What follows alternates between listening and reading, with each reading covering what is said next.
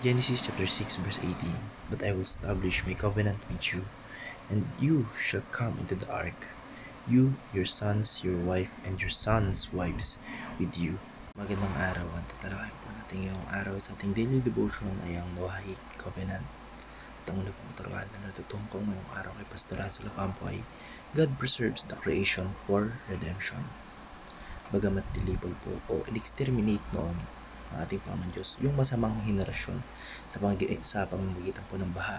Ito po yung henerasyon ni Noah, kaya po na parang almost extinct yung humans dahil nga po doon sa baha na ginapit ang ating Panginoon Diyos para po magkaroon ng cleansing o parang refresh yung system natin mga tao, kasi nga po grabe na yung kasalanan, grabe na yung pagiging makasalanan natin, parang nilamo na tayo ng maging corrupted na yung minds natin. Kaya ayun po yung ginawa ng ating Panginoon Diyos para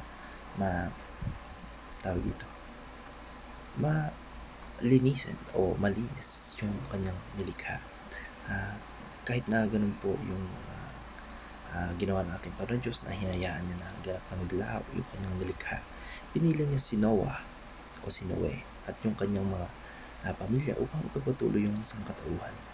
Pinapakita po ang kanyang biyaya at pangako na hindi po tuloy ang lilipulin yung mundo. Sa mas malawak pa na pananaw ng Biblia, ang pagpili po kay Noe ng ating Panginoon Diyos ay bahagi ng mas malaking plano ng ating Panginoon Diyos upang ihanda ang daan patungo sa ganap na pagtubos sa pamamagitan ng ating Panginoong Jesucristo. Ang pagpapahalaga ng Diyos sa kanyang nilikha ay makikita sa kanyang pag-iingat upang matupad yung kanyang layunin ng kaligtasan. Ang natutuhan ko naman po sa pangalawang katuruan ni Pastor Russell Ocampo ay God removes evil from creation. Kagaya nga po ng ginawa ng ating Panginoon Diyos sa generation ni Noah, dahil nga po sobrang corrupted na ng mga tao, sobrang kinain na sila ng evil. Yun nga po, niremove niyo po sila, yung mga tao o yung mga human sa generation ni Noah, para magkaroon ng cleansing, para magkaroon ng ma-refresh yung mga tao.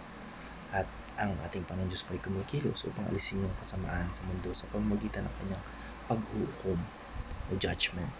Sa panahon pong ito, maganap yung kasamaan sa sangkatauhan at naging lubhang tiwali yung mundo. Naging sobrang corrupted na ang utak ng mga tao. Yung spirit nila hindi na magiging maka-Diyos.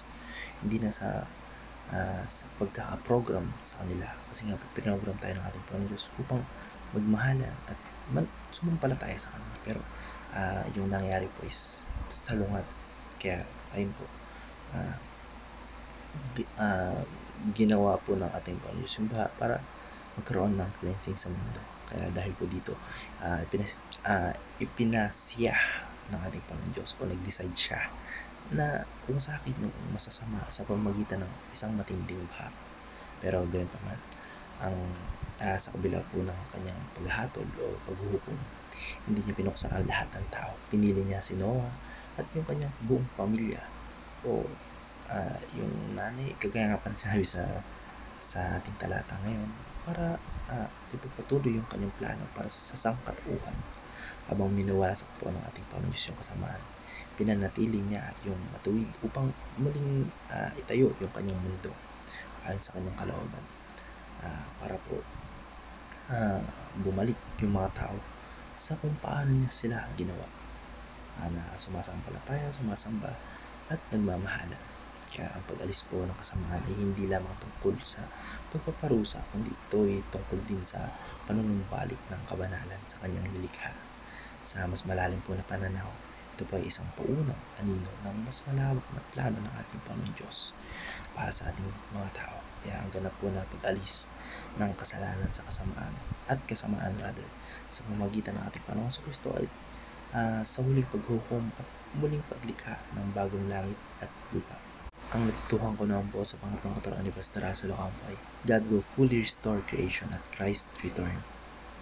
Pinapakita po ng talatang ito na ang pangako ng ating Panginoon Diyos na magpapanatili ng isang nalalabing matuwid na kagaya nga po ng ginawa niya kay Noah, sa nung nilinis niya yung ating mundo, tinira niya po yung matuwid, which is si Noah, para ipagpatuloy yung buhay pagkatapos po ng baha.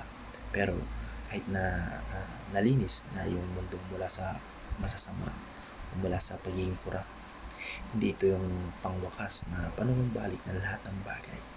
Kasi ang kasalanan po ay nananatili pa rin sa puso natin mga tao. We are born sinners. Parang natural na sa atin na makagawa ng kasalanan kahit hindi natin ito sadya, kahit hindi man natin ito isipin, o kahit hindi na tayo mag-excess ng effort para gumawa ng kasalanan, kasi nga po normal na sa ating magkasala sa ating mga tao. Kaya ang kasalanan po ay nananatili pa rin sa ating mga puso, kaya patuloy tayong gumagawa ng kasamaan sa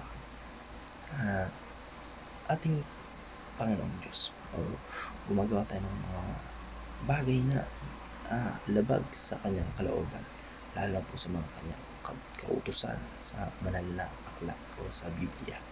Kaya sa mas malawak po na pananaw, pinapakita po nito na ang larawan ng hinaharap sa pagtubos ng ating Panginoong Diyos. Ang panahon po kung kailan ang ating Panginoong Kristo ay babalik upang alisin yung kasalanan at kasamaan at bighayin yung bagong langit at bagong lupa. Doon po wala nang kasalanan, wala nang paghihirap, at wala nang kamatayan. Ang kwento po ng ating bida for today, which is si Noah, ay isang paunang anino ng mas malaking plano ng ating Panginoon Diyos sa katapusan ng panahon, kung kailan hindi na muling marurumihan yung kanyang nilikha at mananatili na sa katuwiran at kabanalan magpakailanman. Kasi nga po, kahit na ginawa ng ating Panginoon Diyos yung cleansing o yung yung parang pag-refresh sa ating mga tao, ay dahil normal na sa atin yung magkasala, hindi natin iwasan makapag-cause o makagawa ng mga bagay na nakapagpagalit sa ating Panginoon Diyos. At sa pamagitan po ng ating Panginoon Kristo, at sa pamagitan po ng kanyang pagbalik, at ay gagawa po siya ng bagong langit at bagong lupa na hindi na tayo magkakasala. Kasi dito nga po sa mundo, parang naging parang tainted na sa marumi na. Kaya gagawa po ang ating Panginoon Kristo ng bagong langit, bagong lupa para sa ating mga tao. Doon po hindi na tayo mamamatay, hindi na tayo magugutom, hindi na tayo magkakasala, at mananatili tayong makatuwiran at mananatili tayong banal magpakailanman. Yun lamang po. Maraming salamat and God bless. Amen.